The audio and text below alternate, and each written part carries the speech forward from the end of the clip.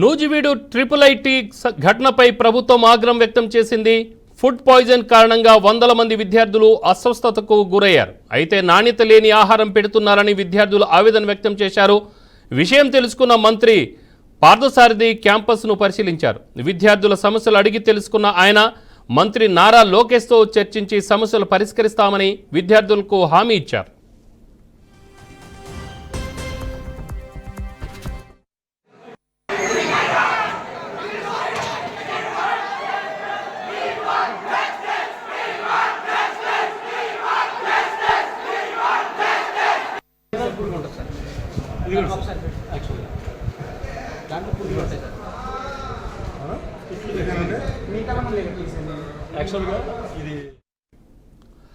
Nuzvid triple IT ఘటనపై ప్రభుత్వం ఆగ్రహం వ్యక్తం చేసింది. ఫుడ్ పాయిజన్ కారణంగా వందల మంది విద్యార్థులు అస్వస్థతకు గురయ్యారు.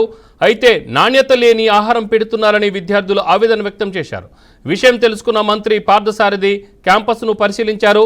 విద్యార్థుల సమస్యలు అడిగి తెలుసుకున్న ఆయన మంత్రి నారా లోకేష్తో చర్చించి సమస్యలు పరిష్కరిస్తానని విద్యార్థులకు హామీ ఇచ్చారు.